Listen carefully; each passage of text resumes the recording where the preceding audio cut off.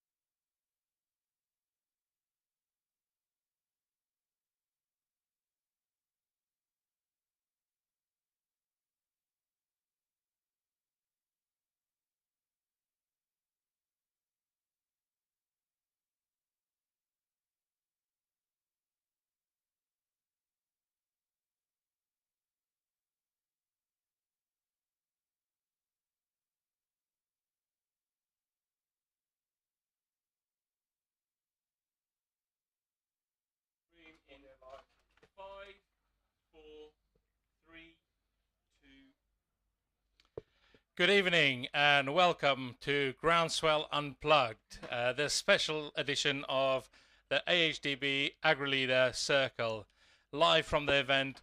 And tonight, and we'll just explore all of the lessons from the day and from this event. It's been an absolutely fabulous day to meet farmers and meet people, and just such a buzz around the show. So really some good days we've had here. We'll talk about all things regenerative agriculture, looking at what people have learned, and all of our panelists here has been on different panels and listened to different panels, so we'll see what they've learned, but also what they've shared. So really excited to have everybody here, and it's been such a melting pot of some knowledge and knowledge exchange. So let's start with Francesca. We'll find out from the panel who they are, where they're from, and all of those kind of things. Let's start with you. Hi, I'm Francesca Cooper. I'm from Numwell Home Farm on Instagram, and I'm farm on the Isle of Wight. I'm a new entrant farmer, so we've only been farming for 2.5 years. So yeah, everything's very new, but it's quite nice to be part of the regen world, because it seems like everybody's in the sort of the same boat at the moment. So yeah, we're learning with the rest of us. Hi, I'm Sophie Gregory. I'm an organic dairy farmer in the Dorset-Devon border, also first generation. I'm on Instagram under Farmer in Training, a bit cringe, but I've not updated that yet. And yeah, we've been farming for about 10 years now. I've been to Groundswell for the last 3.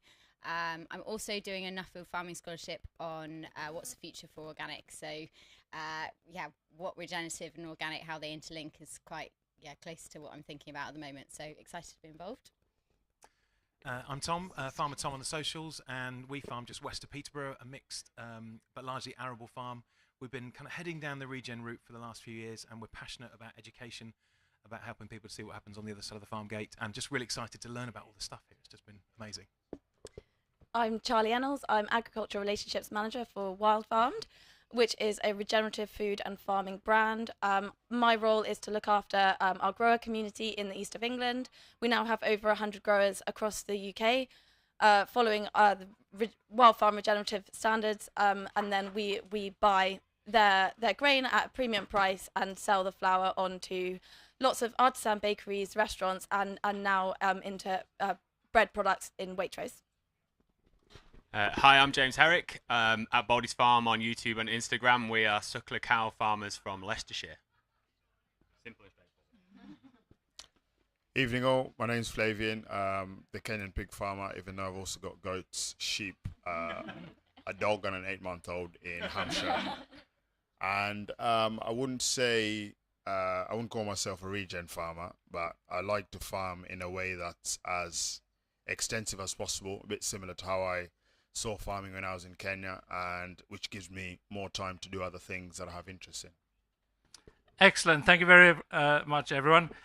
Just to say, wherever you're watching from, and on any of these social channels, please do put in your questions. Tell us where you're from. Let us know what you want to know from the panel. We've got somebody monitoring that, and I'll be checking my phone. So that's what I'm doing. And when I'm checking my phone, and we'll ask those questions to the panel. And the more interactive you get, and the better this session will be. So I'm just going to start it off with the questions, and quickly to everyone. What does regen mean to you? What does it actually mean to you on a personal level and on your farm? Flav, let's start with you. As I said in my intro, I'm not sure yet, but I know that it's not something new, and I know that from looking at how farming was done back home when I had no interest in farming, seeing my nan and other people doing it way back when. There's a lot of principles now that were done before. So I think rather than almost try and invent the wheel, I think people should just try and refine what was already done before. Yeah, I think Flavian pretty much hit the nail on the head there. It's kind of farming how your granddad farmed before you decided to think you could do it better. And you know, it is a lot of common sense, really. You start and look at what people are telling you, and you're like, actually, that just makes common sense. If we take all the things we think we know out of it and just look at it as plain as day, it is just farming in a simple way, really. Yeah, totally agree with all of that. And I think for me, it sounds kind of cheesy, but it's all about like hope for the future, and actually having some control on your farm about how the future of your farm looks, and the whole supply chain beyond that as well. So I mean, the feeling at Groundswell today is that everybody is in such a great mood, and there's lots of excitement for the future. And I think it's easy to be happy on a sunny day like this, but I think the happiness is one of the characteristics of regenerative farmers. I felt a lot happier having kind of gone down this route, and it's really kind of reinvigorated my love of farming, my love of the land. So I'd say I'm regenerating myself as well as regenerating our food system. Yeah, I love the idea of that, Tom. So for us, probably, we are actually growing for Wild Farmed as well, and that's our first time arable farming, and it's just being able to sell into something that has similar values to us, and that's adding a premium to something that's, you know, let's get real, farming is a hard way of life. You know, it is difficult, but adding an actual value back to our bottom line. For us also, it's a circular system, trying to reduce inputs as much as we can.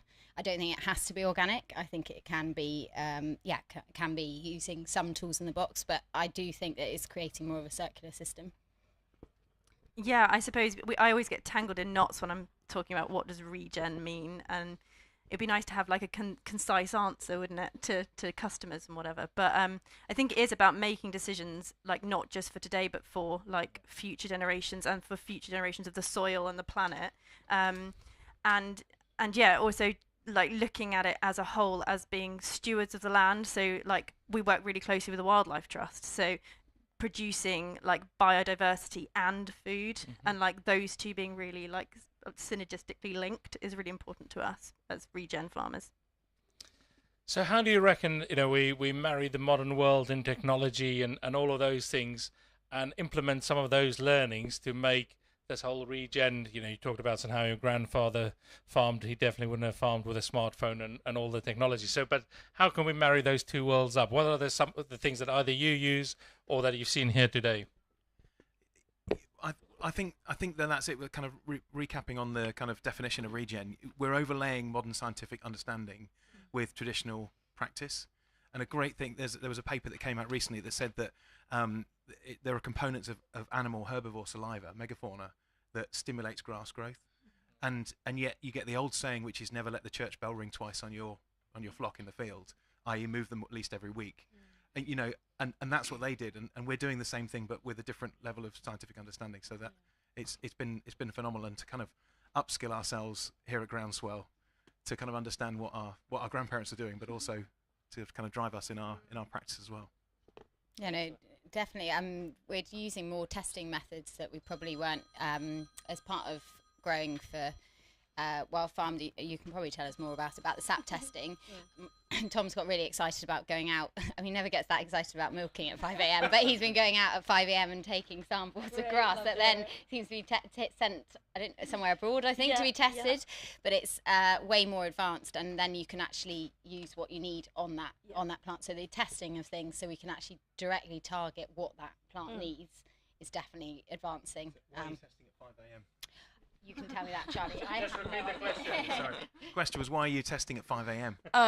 You can't take samples to when there's too much sun in the sky. Basically, I think it's all about keeping the moisture in the leaf, to make sure that the reading is correct at the end of the day. Yeah, so the samples get sent to the Netherlands to a lab called Novacrop. There's a little bit of a faff getting it through customs, but it's fine. It's worth it. And yeah, it's a really useful tool to be able to give the plant exactly what it needs to be a strong, healthy plant, rather than, you know, treating the problems with pesticides and things like that. From a wild farm perspective, actually, one of the sort of best bit of technology that we have is WhatsApp. Our WhatsApp group is always buzzing with advice and questions and just funny little anecdotes, and it really brings the community together. And I think it's just that, I mean, we've seen today that connection and talking to each other is so important, and WhatsApp is really good at facilitating that. Yeah, and I think what's interesting as well, kind of echoing what Tom was saying, is we're using now modern scientific methods to kind of to say what we were doing right with observational science, because that's really what was done for generations, was just what they saw happening on the landscape and made decisions based upon that. And now we have the science to back it up and to reinforce that as well, which I think helps us make better decisions. And I think to add on to Tom's point about him feeling happier, I think we always focus on what we're growing, what animals we have, and we forget about the person that's growing that stuff and looking after the animal. If you're doing a job, like I remember I got to a point in agriculture in 2017 where I left and when I worked in an office because I was fed up with it. I was not enjoying what I was doing. I was just getting up and doing a job like a robot. But now, as much as it's tedious having pigs escaping or having to go mare to get the goats back in, I'm enjoying it because I'm doing something different and I'm using animals to do things that I've never done before. So we should never forget about the human being that's doing it, because as an industry, we always talk about mental health, and yet we don't focus on doing things that make our mental health good. So it's a bit baffling sometimes. Very good point. You'd have thought getting grass out of Holland would be harder than getting grass to Holland.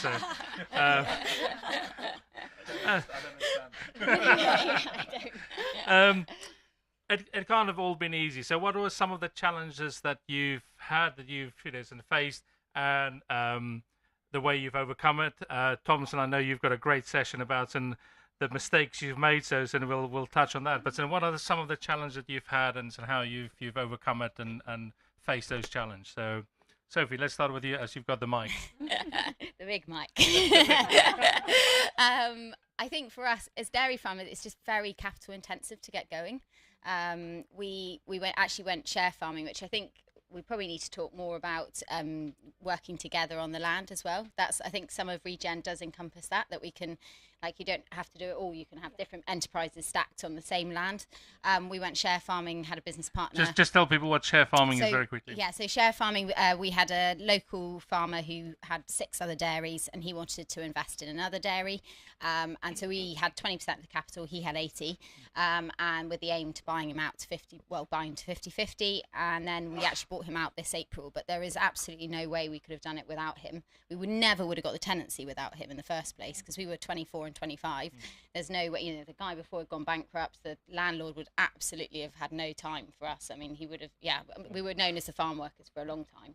But we just needed that one person. And I think that's the great thing about Groundswell, isn't it? It's those connections we're getting, contacts we're getting here. And like Flavia was saying earlier, we don't actually even need to go to as many talks as we think we do, because it's just the people you bump into, isn't it? The conversations you have. But capital was a real limiting factor for us. And I think that some banks are definitely opening their mind to lending to this kind of agriculture now, I'm hoping.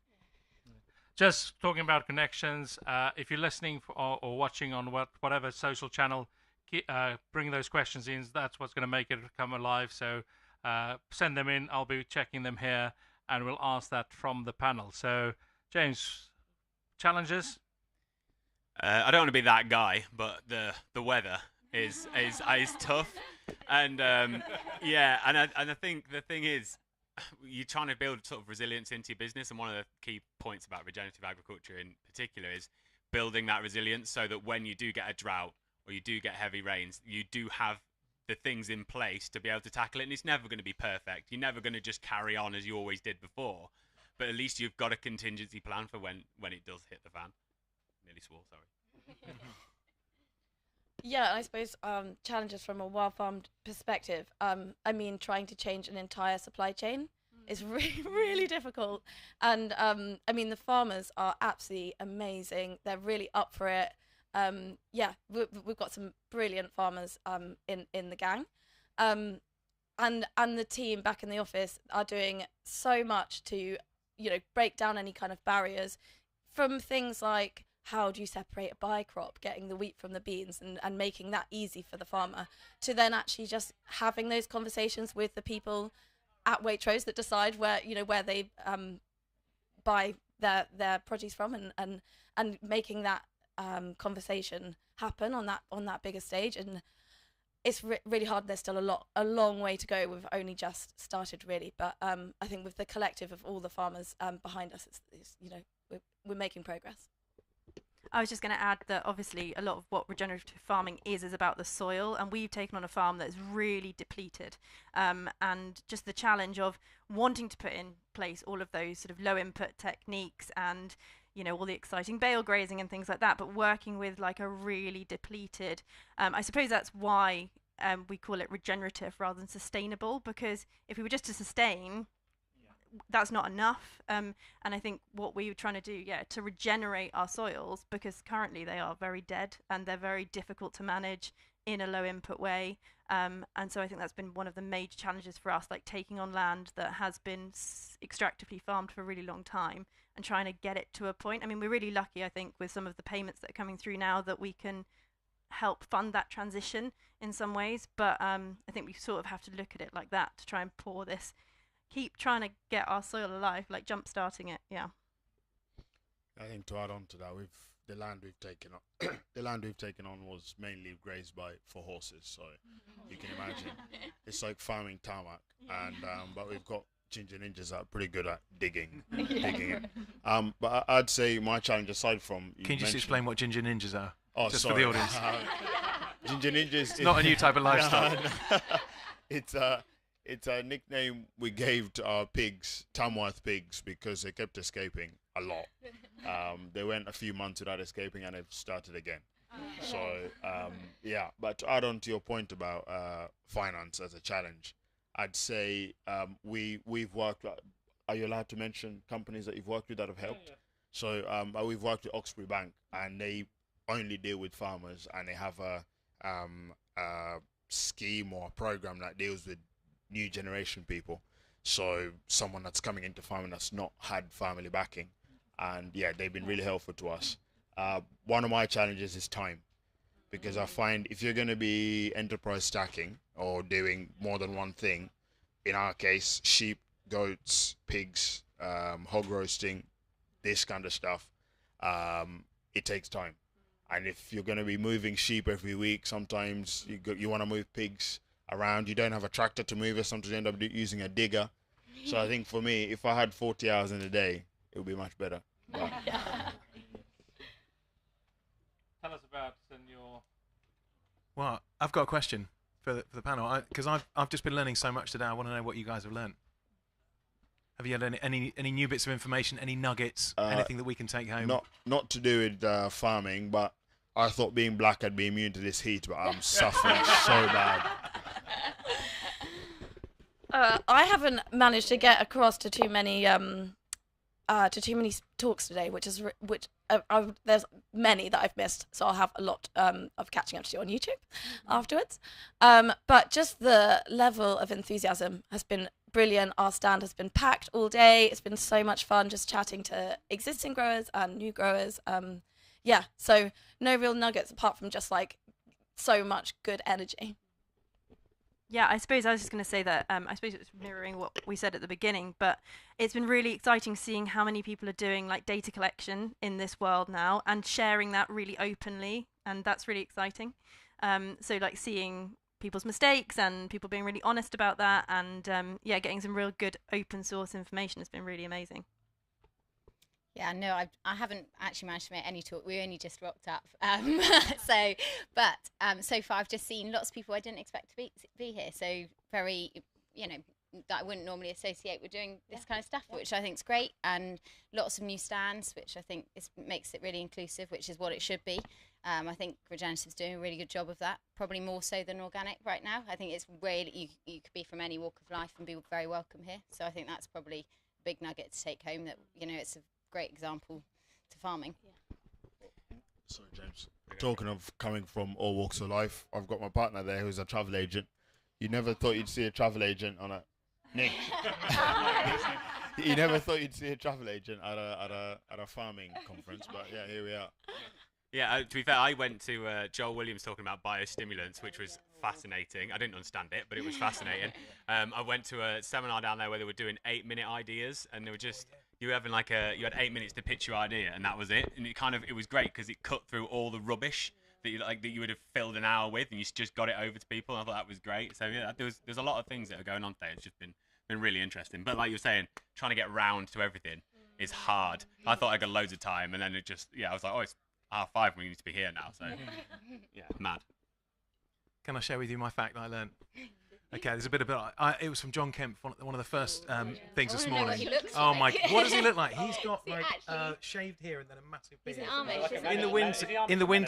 the winter, he just tucks it into his shirt and keeps himself warm. But he was talking about the way that plant roots. That wasn't the fact. Sorry. The fact is even more. And these guys are going to say, "Wow!" when I'm telling this fact. The fact was that plants bring in microbes through their roots, and then they take the nutrients that they have and they kick them out through the root hairs. But as they do that, using chemicals and other things, they basically communicate with those microbes the exact nutrients that the plant needs. And within 4 minutes of kicking them out, the microbes then they communicate, and up to a meter away, there are other microbes starting to mine that nutrient. And that's within 4 minutes. And within 4 hours, that nutrient is starting to arrive in the plant root via microbial activity. Everybody say wow. Wow. What a guy. What a guy. I suppose really my nugget is I met John Kemp and I was so excited. Yeah. Was that a bit embarrassing? Did you fangirl? I did fangirl, yeah, I did. Yeah.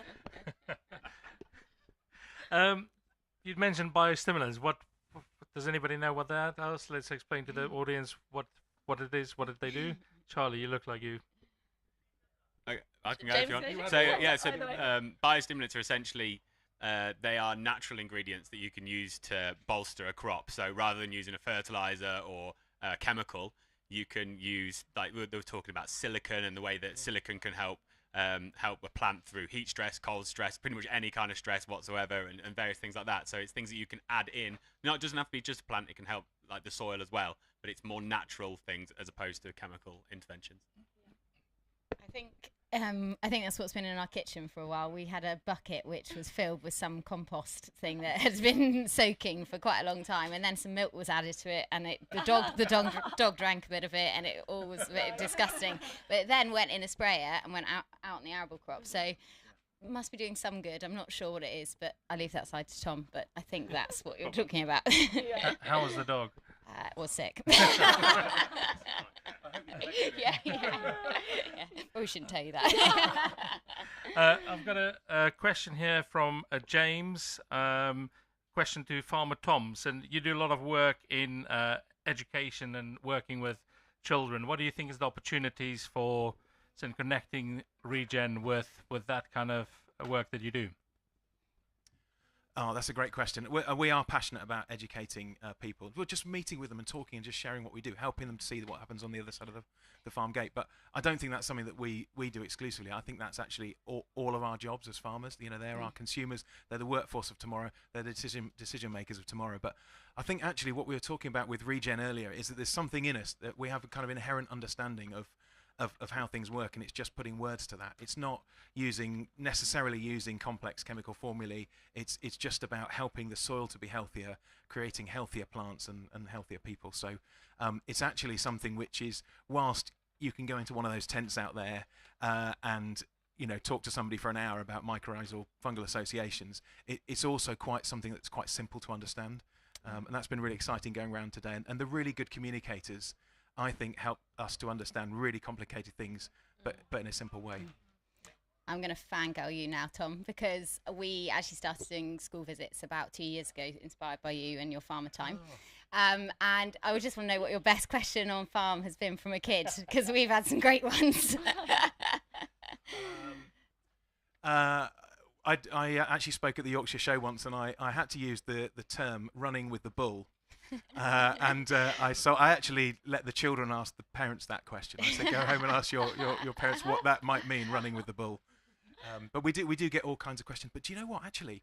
The thing which I find fascinating, a lot of our farmers who are part of Farmer Time, farmertime.com, find is that we're spending a lot of time talking to our teachers who are not supposed to be experts in everything, but just helping them to understand the massive potential to illustrate classroom learning on the farm. And that we can all, we're all scientists here. We're all out there researching, creating hypotheses, putting them into practice, trying to control 100 variables, recording data, analysing it, and then letting the cows run with the bull again. See what happens next time. We get a lot of doesn't milk come from Tesco's. That's our best ones, and they're obsessed with the cow poo. That's their favourite part of the trip. But yeah, I do think this next government, sorry, we're going to take it into a government level. Do you think we're going to get food farming and the environment on the national curriculum? Because that is something that, you know, from a teacher point of view, you know, we have to educate the teachers as well. But surely it's as important as science. You know, it can be integrated across the curriculum. You're bang on there with that. It's about saturating the curriculum with it. I don't want an agriculture topic where they think, oh, you're not very good at maths, go and do that. You know, you go over and a separate group will do that. You know, what we're doing is, I mean, on farm we use a lot of maths, we use a lot of science. You know, we actually communicating a lot. We're using a lot of technology, and we really need. You guys know, we need the brightest and best for the next generation. We are. Here I go. I'm going on my soapbox now. Yeah. we are the answer to nearly all the questions society is asking. And we need the best people to.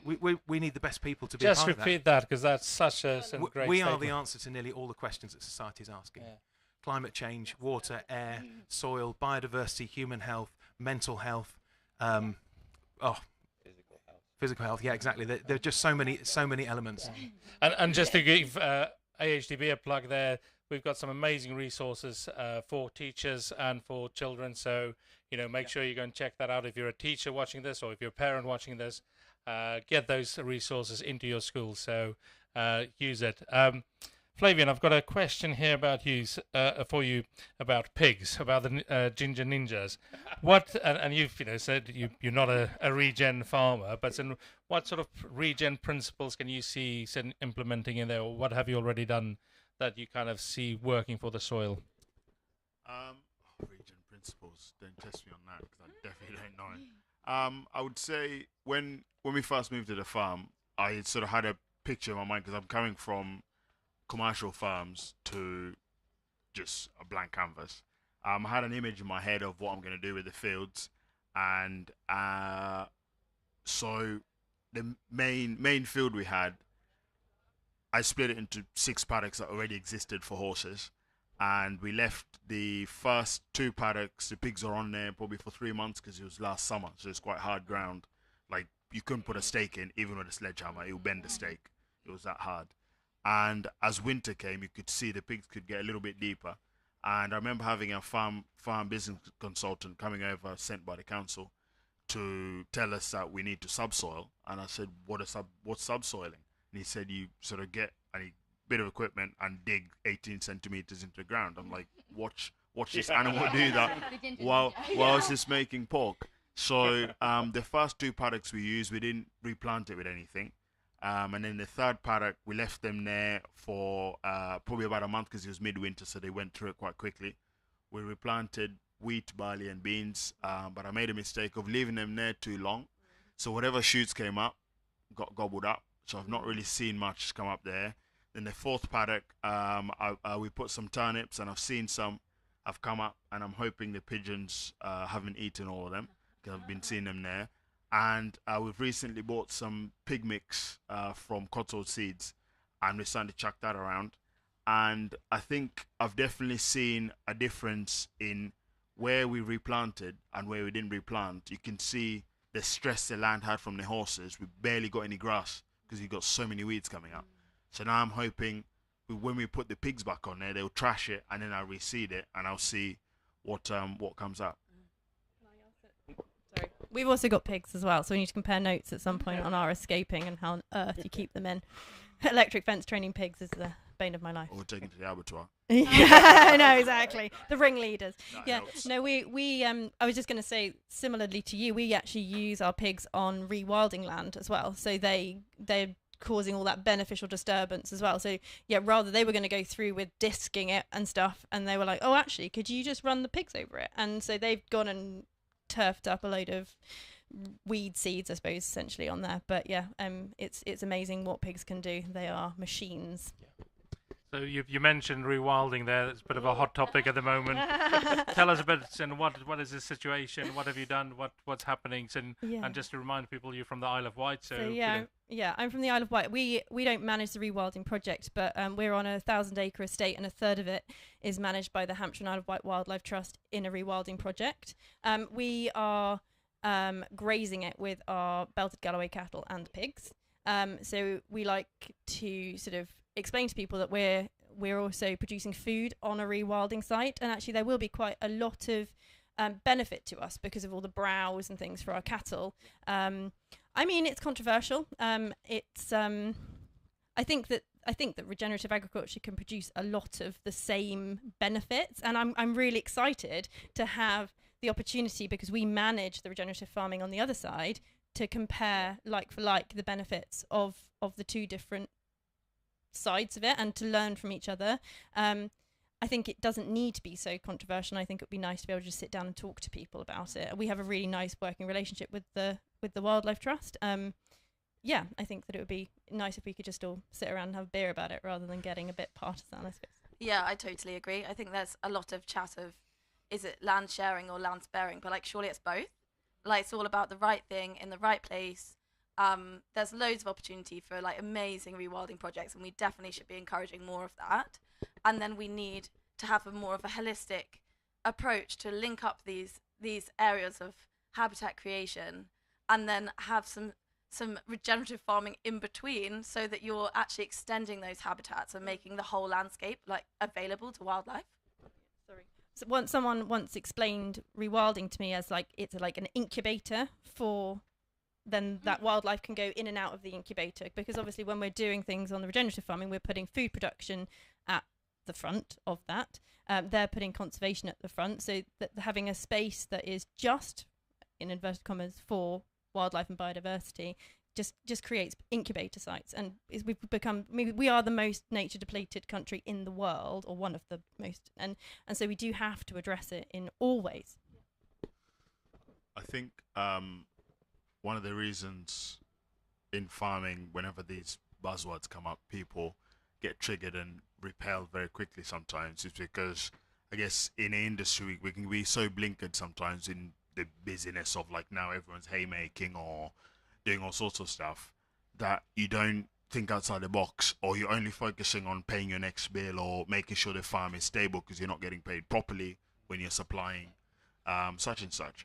So I think if we were to have a system, and this is probably going back to your mention of government, which I wouldn't hold my breath in anything changing, but if we were to get paid properly and having viable businesses, people would have that space, that mental space to be like, oh, okay, actually, that corner of the field that I don't use, let's put some wildflowers on there. Rather than trying to keep a business afloat as well as feed the local foxes and deer and all sorts. So, yeah, I think rather than try and fix a broken system by diverting into regenerative and rewilding, let's fix that broken system first, as well as carry on with this other stuff. Yeah, no, I think you make a really good point, Flavien. And me and my husband were having this conversation, as in we want to do more on farm, but we can't actually justify doing some of these trials because you actually have to keep this farm afloat. You know, it's a big farm.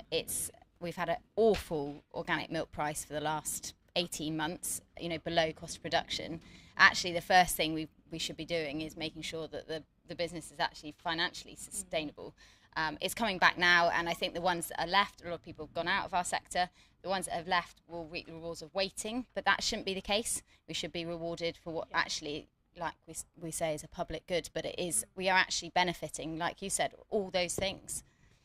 And I think farming regeneratively isn't just trying to grow more of a particular crop, it's about managing that land in the best way. And, you know, Flav, we're going back to our grandparents, you know, when my grandparents were farming, 20% of the land was set over for hay for horses, and that was their renewable energy production back then. So actually, it's just about looking at our land, trying to manage it as best we can to improve the soil, improve human health as well. But we have a whole range of things that we can do as tools for that, whether it's renewable energy, whether it's, you know, a bit of rewilding, bit of SFI, you know, whatever that might be. That's really, I think, the skill of regenerative farming, which I'm learning. Slowly. Anyone else on that? I've got a question here from Stephen saying, you know, looking back at consumers and the customers, what do you think are their expectations or understanding of certain regenerative? Maybe that's a question for Wild Farm, because you guys are very much forefront of that. Yeah, I mean, God, it's a big question. There's so much that the general public don't know about farming, and any opportunity that we can get to speak to consumers direct is so important. And it is a bit like, how do you even, where do you even start? And that's where like the school visits and things are very important. And yeah, I mean the way that Wild Farmed has branded itself it is all around being kind of as approachable as possible and get as much reach on social media, just to get the word out there and to really share the stories of our growers and other people in the industry that are doing amazing things, and to be able to like go into a Waitrose store and buy a loaf of bread made out of regeneratively farmed wheat is just so empowering for all of the farmers. And everyone that I know is going into Waitrose and buying those loaves, and so like and obviously and Waitrose is something like 6% of the market share of supermarkets, so we need to make sure we're not stopping there and keep the conversation going with more affordable supermarkets and make sure that we can get the word out across the board. Yeah, as Charlie was saying, like it's 6% for Waitrose, so there's obviously a huge amount of room there for scale. But farming it's never been as accessible as what it is now, with the likes of YouTube, social media, Clarkson's Farm, things that are on the TV, but also people have never been so detached from it. So it's difficult to get someone to change their habit when they don't even know they've got a habit that needs changing. And that's the problem we've got to try and do. And you keep chipping away at the edges, but a lot of the time you can get lost in an echo chamber. So it's hard to try and sort of bridge that gap and break the wall to try and reach someone. And I think that's one of those things, like Tom says, with his program with educating in schools, you are reaching people that otherwise perhaps wouldn't ever be reached. And that's why, and I can recommend all the social channels for all these guys. That's why it's so important that they and all of us help people to just get to know a farmer, just to get to know them. I mean, that's just where it comes from. It's very it's very hard to learn everything. We're never going to do that. But actually, if you just start by just reaching across the aisle, just getting to know. And for us, it's really important. For a long time, we've been insulated by the supermarkets from our customers. It's just really important we just get to know people, get the gate open. However, you guys are all doing a great job of it, and we just need to do more of that. Yeah, I agree, definitely. And I'm always challenged by friends. Why do you share stuff online?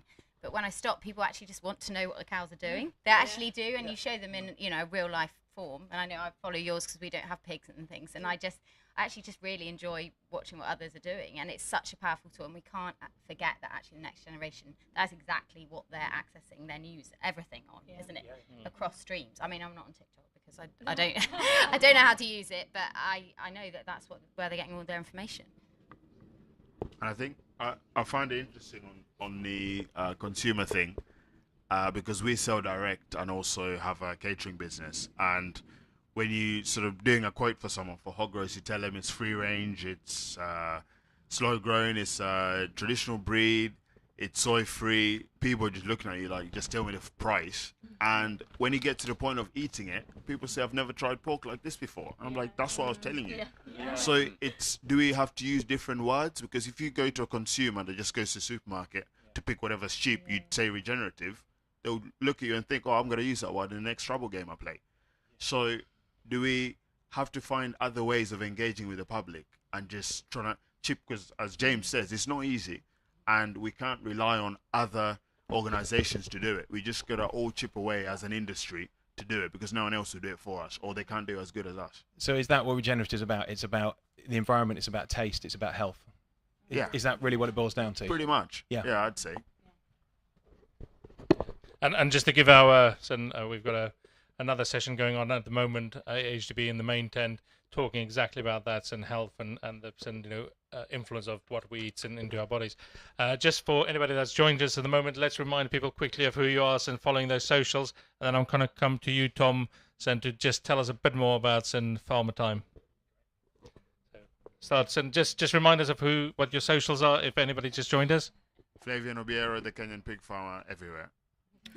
James Herrick, Baldy's Farm. I'm Charlie Ennals, Agricultural Relationships Manager for Wild Farmed. Sophie Gregory, and farmer in training on Instagram, probably most. Yeah, I'm Francesca Cooper, and we are Numwell Home Farm on Instagram and Facebook. And I'm Tom, Farmer Tom on socials. But I think regarding Farmer Time, thank you for the question. I think Soph kind of described it really well.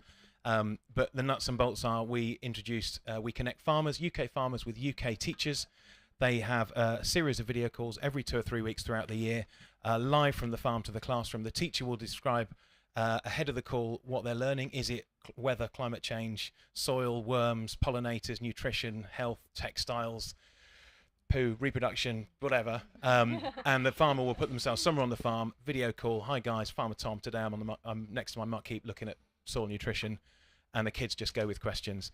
They don't know they're learning. It's great for farmers because we get to just talk to our future workforce and customer, and I think it's great for our mental health as well. I know a lot of farmers who just say how much they really enjoy it, whilst making a big difference to the next generation. Thanks for the question. Excellent. Francesca, do you think St Isle of Wight has got some unique challenges? Yeah, unfortunately we have a bit of water, which is one of the most expensive bits of water in the whole world by mile, I think. Yeah, we spent an extortionate amount of money getting here because it was the Isle of Wight Festival last weekend. So yeah, we have to have a co-op called the Grain Group. So all of the arable farmers have to use that in order to collate all of their crops to then be able to sell to the mainland, which makes it really difficult to say access things like the premiums so Wild Farmed are offering or something like that. We don't have an abattoir on the island at the moment, so we are currently trying to bash at the doors of Parliament to try and get a little bit of funding it's not a problem that is unique to the island. It's actually a problem across the whole UK. But it does make a difference for us that we have to take our haulage lorry over on the ferry, and it is just a frustration that part of our supply chain is so delicate. We sell as well directly to consumer, so everything has to go off the island to come back on, and that's really frustrating and quite sad. Can I ask a question? So a lot of the things we've seen here at Groundswell are about shortening supply chains and having more local food production. Is there anything you've seen that's kind of really excited you about that you might be able to start applying on the Isle? Sorry. I don't know. Our local NFU representative was here talking about small abattoirs, so we're really hoping that there could be a trial project or something like that on the island. I think just generally the enthusiasm around trying to shorten supply chains, I don't think it's for everybody. I do think that there is definitely a place for commodity markets are really important, and getting all of these products out through supermarkets is as important. But I think that there is also that it'd be amazing to have a vibrant local food scene because of that connection. Like when Flav goes with his hog roast and that's his pig, and when we do the same, and being able to connect people directly with their food, I think there's a place for that as well. But I think that there is excitement around both of it. And I think from a consumer perspective, there's a lot of excitement about knowing where your food, piece of food is from. Whether it's every meal or not, it doesn't matter, but it's just knowing that that's possible is really important. But yeah, just general enthusiasm, I suppose. Yeah, I think it's great. I'm always really jealous, Francesca, of you guys selling direct, because we're producing so much of a short-dated product like milk. So 2 million litres of milk is a lot of milk to get rid of in a short, it's a lot of milkshakes, isn't it? It's just really difficult, and I'm always very envious of that, and it makes me think, maybe we should do some cheese, or we should do but you're right, we do need commodity, we need wild farm, but we need direct. I think the thing about direct is you do tell your story very well to the consumer, and that does influence the rest of the industry as well. If you're just telling the story of pig, everyone is doing their bit. It is so important. I don't know. Have you got a question? Well, I want to buy your milk because one of the things we've been learning here is about how actually milk's a great product to put on your grass and cropping. 10 litres a hectare, and it's obviously full of microbes, but also readily available nutrition, which is great for that's what's there for the calf, but it's also great for our soils as well. So can you send me that, Tom? Can you send me an IBC? I'm worried about Tom removing that all from our tank and nothing left to sell. The arable going up the scale. It'd be good for Wild Farm, maybe not for our milk check.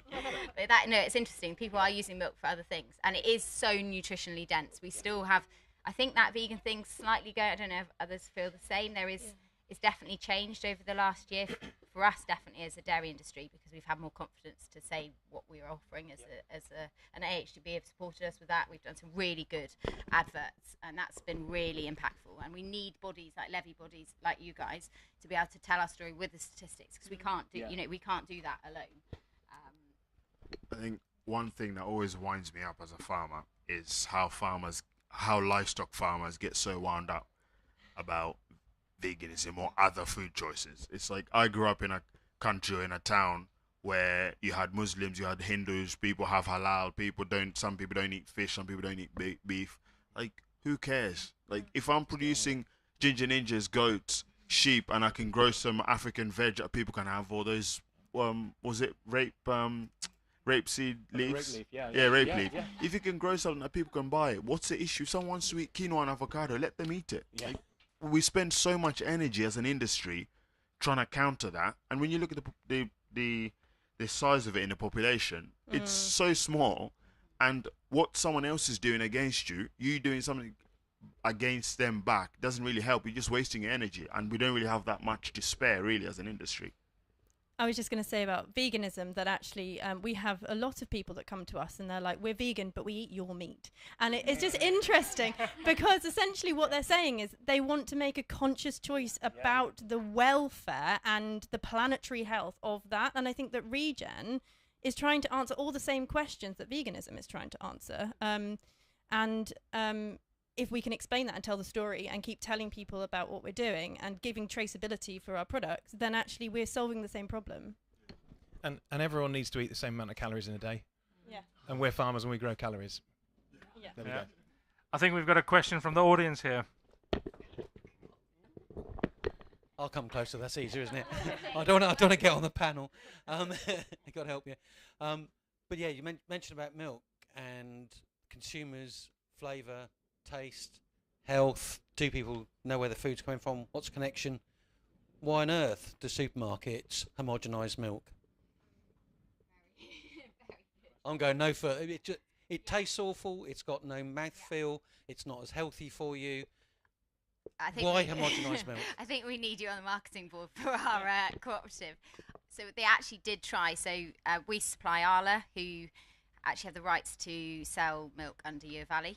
And we did actually try non-homogenised, and people were ringing up saying that it had already gone off. There was a lack of understanding around it, and there was so much wastage that it tastes better. I mean, honestly, it is an absolutely different product. It I can go way down there. Exactly, but because it's something different. And whether we didn't do a good enough job at marketing that, but it was a change, and people don't like change. I think definitely in this country there's a real thing around change. So it is something, I think direct we can tell that story better, but on a large scale they really struggled, and they actually even pulled that brand because it just didn't work. It was which is really disappointing because it is so nutritious as well. Yeah, as Sophie says as well, like it's something that's become ingrained. So it's all right saying like, yeah, they shouldn't do it, and I mean I'm not a dairy farmer, so I don't know that much about milk. It's okay saying that, but if that's what people are used to, it's like you having water from the tap and it's now dirty and going, well, that's the new water. And that's what they feel like it is for them. And it's just trying to change that mindset, but it's difficult because it's so ingrained within them. So another thing, I think when we look at supermarkets and as farmers, especially selling direct, the amount of money that's gone into marketing over the last 30, 40 years, why the hell do we think we're just going to change that in 5 years with hashtag this, hashtag that? There's no way we're going to do that. So we need to just, the engagement, keep that in, and for myself, like you say about with the taste of milk or whatever, I work as an apprentice butcher as well. The number of times people come in and say, I want pork, but I want lean pork. And then the next time someone will come, the same person will say, oh, that pork is a bit dry. Guess why? Because it doesn't have any fat in it. So you look at Japan, the fattiest beef you can see with intramuscular fat gets sold for stupid amount of money, whereas here we're breeding genetics with pigs that look like chickens because they got such little fat. So it doesn't make sense. So again, back to farmers, let's do the job ourselves. Let's not rely on people to do it for us. I'm going to disagree with you, Flav. I think we can do it in 5 years because I think we've got what supermarkets really want, which is this amazing marketing tool of the British countryside. And I know Arla can't change milk supply from the top down, but I think with what the work Sophie's doing and making customers realise that what they can get and that they really want it and it's really got value, that's what will change things. I'm kind of agreeing and disagreeing. We're still friends. You don't think as well, like you're talking about Wagyu beef. I mean, Wagyu beef is like so in. It's such a trend that people love it. So if you could create a trend around any food product and all of a sudden it's big, that's why everyone's like milking their almonds. It's the same thing, isn't it? Because everyone wants a soy milk latte for whatever reason. Most people don't even know what that means, but they just because someone had it on Instagram and they think it's a good idea. So you just create a trend and all of a sudden you've got the traction you need to make it, Well, our big consumer campaign at the moment is around B12, and we asked the question: do people actually know what B12 is and what it does? And it doesn't really matter. It's people got this association with it's good. It's like some omegas from fish. Once that message has landed, and you just keep on pushing that message, it's good for you, and this is what you need. So I think it's concentrating on that. Charlie, a question for you. So Wild Farm is very much about grains and cereals and stuff like that. Regen is very much about integrated and livestock and stuff. So how does it work with the farmers that you work for you and at the home farm? Yeah, so we have a kind of a different approach depending on what the grower wants to do. So we work with farmers on a long-term basis, and we have an annual agreement about how much wheat or barley or hopefully soon oats they're going to buy growing for us, and at what price for that year. So we're spending a lot of time trying to get to a point where we can offer all of our growers a full rotation, so they can have a full wild farm rotation. So at the moment, we're most of our produce is wheat. We've got a really strong route to market for wheat, and we're growing again for next year. So any farmers interested in finding out more about growing wheat for wild farm, then do come and speak to me or contact the team afterwards. And then we have some growers already growing some barley for malting for us. And yeah, as I say, we're just about to launch some oat contracts for next harvest, which is going to be a real game changer. And then we've got a lot of growers that are also using SFI and countryside stewardship agreements to help with their rotation as well. Excellent. Will Wild Farm Ed ever do Wild Farm Ed? No, Wild Farm. I don't know what I'm talking about. Will Wild Farm ever sort of have people producing livestock for them? And do ginger ninjas that run around about So at the moment, one of our growing standards is livestock integration. So all of our growers integrate livestock in their rotation at some point within 3 years. So that could be overwinter grazing the cereal, it could be grazing a cover crop, it could be herbal lays, and it can be ginger ninjas, or it can be sheep, or it can be cattle, whatever you have available. It doesn't have to be owned by the farmer. It can be a flying flock or whatever. We don't have any plans currently to market any produce, beef or otherwise at the moment, because it's really complicated just working in the cereal space. But really keen to work with other people and partner with other organisations that are doing a similar thing in the livestock industry. Ever the opportunist, Flavs. But I think there's a good business model and we can learn. The rest of the industry can learn a lot from you guys.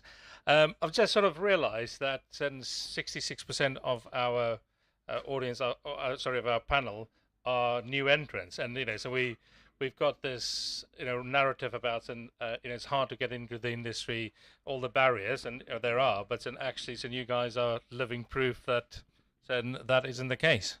Yeah, and actually, as one of the oldies, we actually want to get more people on the farm. We're really looking for people who've got the energy, the enthusiasm, bit of knowledge, probably a little bit of backing to come onto the farm to get some more businesses. And I think that's part of the regenerative approach, is to get more from our countryside without taking more from it, if you know what I mean, to get more businesses in there. Yeah, definitely. And I think we have quite I wouldn't say high turnover of staff, but we use the farm really to bring others through. So actually we see it as, if someone's come through the business and gone on to a bigger farm, we actually see that as big success. So I think that's actually part of, it's that community element. A lot of them are locals that actually aren't from family farms, or are from family farms but there isn't a spot for them, or they just want to learn dairy. They're actually pig farmers. They come for some of them come for 2 years and then gone on to bigger farms. But we actually see that as big success and part of our farming, that we're educating them. It does take some patience sometimes. I mean, it does take a lot of patience, but I see that as a role of ours. That might not be a role for an older generation farmer, but it's a role that we can offer. And I think it's all, tying to your strengths. I think that's such a great philosophy of, seeing when people move on to something bigger and better as a success, and we need to get past that thing of, and keeping people and Yeah, I mean, we quite often get asked, like, how did you get a farm? We I suppose we didn't really know, but then actually in looking back at it, what we essentially did was to look at it a bit like Dragon's Den, like to think of yourself as a business and to pitch that to landowners. And as soon as I sort of that clicked, I was like, oh yeah, I'm just like an entrepreneur like anyone else. And all we did was to pitch, and our landowner had a problem and we were solving that problem. He wanted to find a farmer that would fit with his estate ethos, and we pitched something that fitted with that. And I think that the more we sort of look at ourselves as farmers and entrepreneurs, and to look at ourselves as business people, and then to use those, tricks and marketing techniques, I think. So whenever anybody now asks me about like how would you go about getting a farm, I mean, what we did is we wrote a business plan, and we pitched it to a landowner. And I think that actually you almost have to have that business plan in your back pocket at the moment, and also just to put it out there. There are so many landowners looking for exciting young people, not necessarily in farming backgrounds. Obviously you have to have complementary skills. I was a land agent and could write a business plan, but other people might have amazing skills in one thing, and then to like build a team. We had a group of us that came together and did it, and I farmed with a childhood friend and our husbands, and I think that just think of yourself as an entrepreneur and look at it like that, and I think it's quite exciting. What a way to end. So I'm just going to go around and everybody give their final thoughts on something they've learned here, takeaway message, or the message you want to put out there to the audience about regenerative agriculture. So one message from each of you. I mean, I'd just like Tom to repeat his pillars. I think they were so good, Tom. Go on. Which pillars? The pillars that the the things health. that we're going to fix. Yeah, everything. What were the answer to? Yeah, the answer to everything. We are the answer to everything. Climate change, soil, air, water quality, biodiversity, human health, mental health, and I know I've forgotten a few others. Definitely. Yeah, no, that was definitely my summary of the whole thing, that how impactful we can actually be. And I think with that feeling, we should be bold. And my thing is just to be bold, bowl up and be confident. Ask people. It was great to hear your story. People want to hear from you. Ask a stupid question.